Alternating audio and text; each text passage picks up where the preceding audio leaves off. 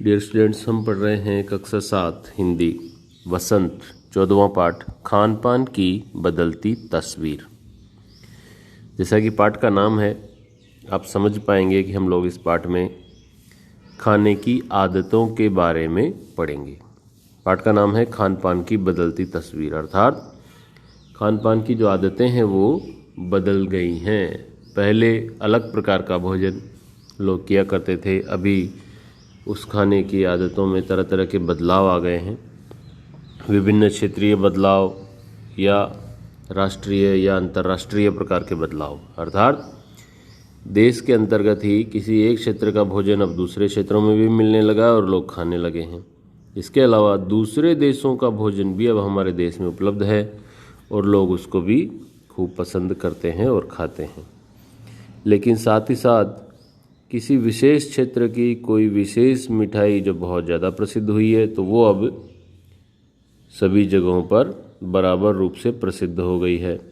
इस तरह से अनेक बातें यहाँ हम लोग इस पाठ में देखेंगे कि किस प्रकार से हमारे खाने की आदतें, हमारे भोजन की आदतें बदल गई हैं। पहले किस प्रकार की आदतें थी, अर्थात किस प्रकार का भोजन करते थे, और अब किस प्रकार का भोजन करते हैं। तो यही सब बातें देखेंगे। तो चलते हैं। पिछले 10-15 वर्षों में हमारी खान पान की संस्कृति में एक बड़ा बदलाव आया है।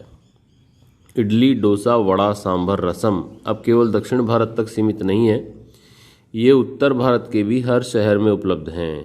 ये जितनी भी व्यंजनों के नाम लिए हैं प्यारे बच्चों, ये सब खाने की चीज़ें हैं जो दक्षिणी भारत का मुख्य भोजन है।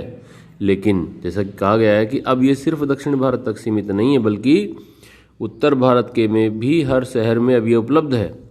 और अब तो उत्तर भारत की ढाबा संस्कृति लगभग पूरे देश में फैल चुकी है। ढाबा एक विशेष प्रकार के छोटे होटल को कहा जाता है जो आमतौर पर सड़कों के किनारे पर बना हुआ होता है, उसको ढाबा कहा गया है। ये मुख्य रूप से उत्तरी भारत में मिलता है, लेकिन उसके लिए कहा गया है कि अब ये भी लगभग पूरे देश में फैल चुका है, अर्थात पूरे देश में आप कहीं भी जाएं तो सड़क के किनारे आपको ढाबे मिल जाएंगे। अब आप कहीं भी हों, उत्तर भारतीय रोटी, दाल, साग आपको मिल ही जाएंगे।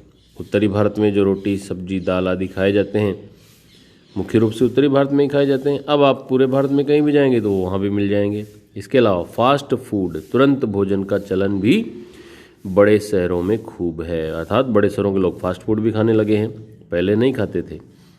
इस फास्ट फूड में बर्गर, नूडल्स जैसी कई चीज़ें शामिल हैं।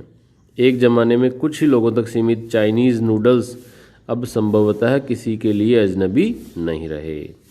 फास्ट फूड तो लोग खाने ही लगे हैं। इसके अलावा जो चाइनीज़ फूड है, चाइनीज़ नूडल्स, जो कि शुरुआती दिनों में बहुत ही कम लोग जानते थे, अब सभी लोग उसको जानते हैं। आगे देखें, 2 मिनट नूडल्स। इसके बारे में तो आप सभी लोग टीवी में विज्ञापन आदि भी देखते होंगे। 2 मिनट्स नूडल्स के पैकेट बंद रूप से तो कम से कम बच्चे, बूढ़े सभी परिचित हो चुके हैं। इसी तरह नमकीन के कई स्थानीय प्रकार अभी तक भले मौजूद हों, लेकिन आलू चिप्स के कई विज्ञापित रूप तेजी से घर घर में अपनी जगह बनाते जा रहे हैं। तो इस प्रकार से बच्चों आप देख सकते हैं कि खाने को लेकर के, चाहे वो खाना हो, रोटी सब्जी हो, या दक्षिणी भारत के व्यंजन हो, या फिर फास्ट फूड में विदेशी भोजन हो, या फिर चाइनीज़ नूडल्स हों, नमकीनें हों, या चिप्स आदि हों, ये सभी चीज़ें जो है वो अब वर्तमान में हर घर में आपको उपलब्ध मिल जाएंगी। तो इस प्रकार से हमारी खाने की आदतें बदल रही हैं। आगे देखते हैं। गुजराती ढोकला, गाठिया भी अब देश के कई हिस्सों में स्वाद लेकर खाए जाते हैं। गुजरात की बहुत सारे व्यंजन जो बड़े प्रसिद्ध हैं, जिनके 2 के नाम यहाँ दिए हुए हैं, ढोकला, गाठिया आदि। इसके अलावा भी और बहुत सारे व्यंजन हैं। तो ये गुजराती व्यंजन भी अब देश के अनेक हिस्सों में, या यूँ कहें कि सभी हिस्सों में स्वाद लेकर खाए जाने लगे। और बंगाली मिठाइयों की केवल रस भरी चर्चा ही नहीं होती, बल्कि वे कई शहरों में पहले की तुलना में अधिक उपलब्ध है। बंगाली मिठाइयाँ जो आमतौर पर रस भरी होती है, जिनमें से सबसे प्रसिद्ध रसगुल्ला है, अब वो भी पूरे देश में आप कहीं भी जाएंगे तो आपको वहाँ पर मिल जाता है। यानी स्थानीय व्यंजनों के साथ ही अब अन्य प्रदेशों के व्यंजन पकवान भी प्रायः हर क्षेत्र में मिलते हैं और मध्यम वर्गीय जीवन में भोजन विविधता अपनी जगह बना चुकी है। अब देखो यहाँ पर स्थानीय व्यंजन मतलब किसी एक स्थान पर मिलने वाले व्यंजन। जैसे विभिन्न प्रकार के गुजराती व्यंजन है वो गुजरात में मिलेंगे, बंगाली व्यंजन बंगाल में मिलेंगे, तो वो स्थानीय व्यंजन कहलाएंगे। लेकिन जब वही व्यंजन दूसरे स्थानों पर भी मिलने लग जाए, जैसे गुजराती व्यंजन भारत के दूसरे राज्यों में जैसे राजस्थान में, मध्य प्रदेश में या पंजाब हरियाणा में मिलने लगेंगे, तो फिर वो स्थानीय नहीं रहेंगे। ठीक ऐसे ही बंगाली व्यंजन जैसे रसगुल्ला है वो सब जगह उपलब्ध है, तो फिर वो भी स्थानीय व्यंजन नहीं रह जाएगा। तो इस प्रकार से सभी स्थानीय व्यंजन अब पूरे देश में उपलब्ध होने लगे हैं। आगे बढ़ें। कुछ चीज़ें और भी हुई हैं, अब कुछ और भी बदलाव आए। देखो क्या क्या बदलाव आए। मसलन यानी जैसे कि उदाहरण के तौर पर अंग्रेजी राज तक जो ब्रेड केवल साहबी ठिकानों तक सीमित थी वह कस्बों तक पहुंच चुकी है और नाश्ते के रूप में लाखों करोड़ों भारतीय घरों में सेंकी और तली जा रही हैं। तो यहाँ ब्रेड की भी बात आ गई कि ब्रेड जो है वो मूल रूप से अंग्रेजी राज का है, ब्रिटिशर्स का है। अंग्रेज लोग जब भारत में आए तो अपने साथ ब्रेड लेकर के आए।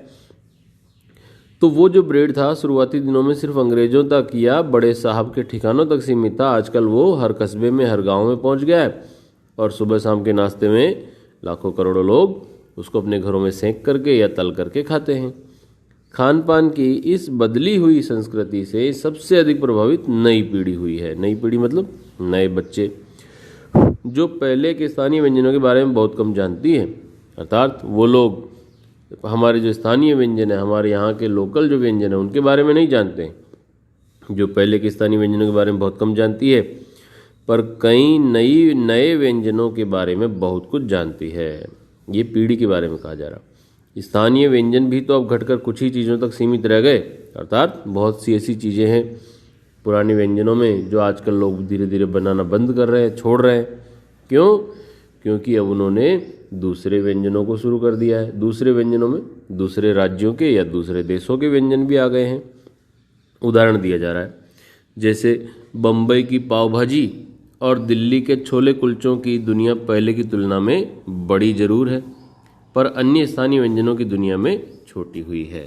अर्थात जैसे हम बात करें बम्बई की पाव भाजी की, तो वो अब सिर्फ बम्बई में नहीं बल्कि पूरे भारत में कई स्थानों पर उपलब्ध है। इसी प्रकार से दिल्ली के छोले कुलचे भी अब जो है अन्य स्थानों पर भी उपलब्ध हैं।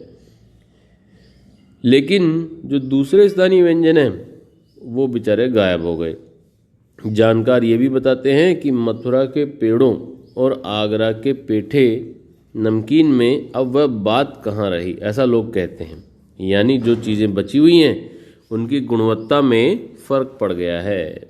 उनकी गुणवत्ता, उनके स्वाद पहले जैसे नहीं रहे। फिर मौसम और ऋतुओं के अनुसार फलों, खाद्यान्नों से जो व्यंजन और पकवान बना करते थे उन्हें बनाने की फुर्सत भी अब कितने लोगों को रह गई है। अर्थात लोग अब वो स्थानीय व्यंजन नहीं बनाते जो अलग अलग मौसम और ऋतुओं के अनुसार फलों और खाद्यान्नों से बनते थे। खाद्यान्न मतलब खाद्य प्लस अन्न, यानी ऐसा अन्न या अनाज जो हम खाते हैं, तो उससे भी स्थानीय तौर पर अलग अलग मौसम और ऋतुओं में तरह तरह के व्यंजन बनते थे। आजकल वो नहीं बनते हैं।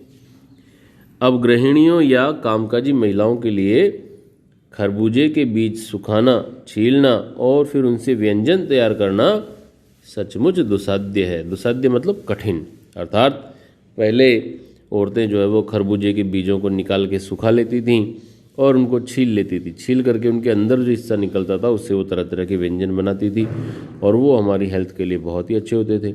लेकिन आज की महिलाओं के लिए यदि ये काम करने कहा जाए तो ये बहुत ही दुस्साध्य यानी कि कठिन होगा। तो प्यारे बच्चों, इस प्रकार हम देख रहे हैं कि खाने की आदतें बहुत ज़्यादा बदल गई है। इससे आगे हम लोग अगली क्लास में कंटिन्यू करेंगे। Thank you.